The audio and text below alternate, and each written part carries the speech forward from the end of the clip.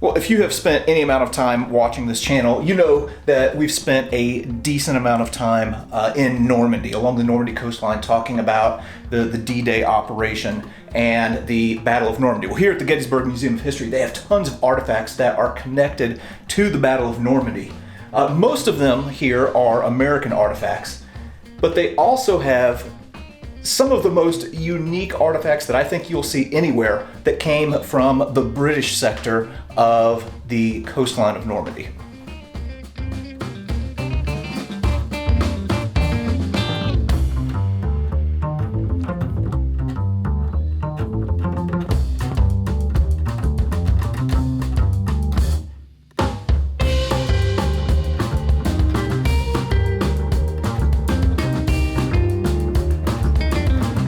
Gettysburg Museum of History, we don't have a lot of British artifacts because we're an American military and political history museum, but we do have this really fascinating group of British equipment right here. And these are D-Day related. They came out of the ocean, obviously. They're covered with sea life. And the story is there was a ship that was hit on D-Day, and I believe it was hit by a mine, I was told, and a bunch of guys went down with it. Now, whether this all came together from the same soldier, it's hard to tell, but it was found together. And so what we have here is a British helmet, you know, a typical British World War II type helmet.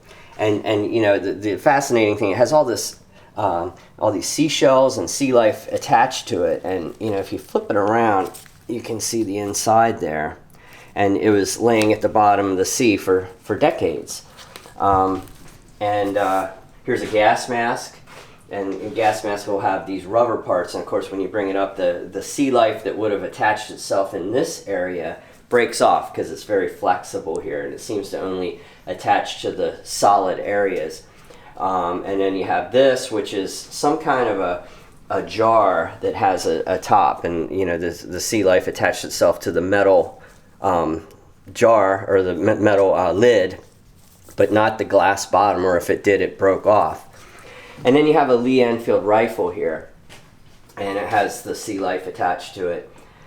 So there were several pieces, and some people say these were from a supply ship, but I disagree, because I can tell you that we have another rifle upstairs in our archive, and this piece is from the one upstairs in our archive. But I want to show you this. It has the bottom plate of the Lee Enfield rifle, but the ammunition is in there. So this is a soldier that was ready to go onto shore. This isn't some racks of guns that were coming in for resupply.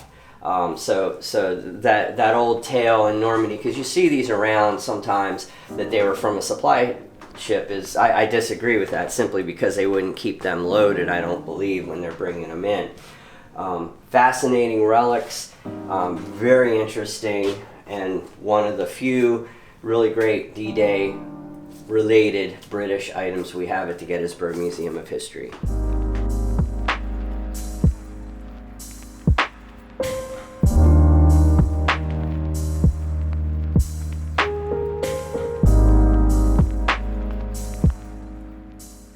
Here among some of these D-Day sea relics that came from one of the British sectors of the Normandy coastline, there's one other relic here, and to be honest, it's a little bit of a mystery as to what this is. So if I back up, you can kind of see the size of this in relation to the Enfield.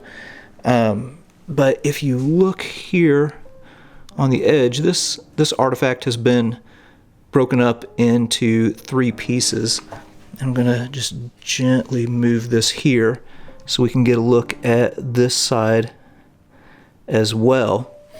So there's still an ongoing investigation to identify what that piece is. One other thing that I do need to add is that these items were sourced a long time ago, decades ago. Now there is a law in France that makes it illegal to retrieve these things from the bottom of the ocean if you go scuba diving or whatever. So anyway, don't go to Normandy and try and find this stuff and pick it up and take it home, because it might not go well for you. But very, very interesting collection of artifacts. All right, well, there you go. Those are just a few of the rare items from the British sector of the Normandy beach landings on D-Day that I can almost guarantee you will hardly see anywhere else. Very, very interesting, all right here at the Gettysburg Museum of History.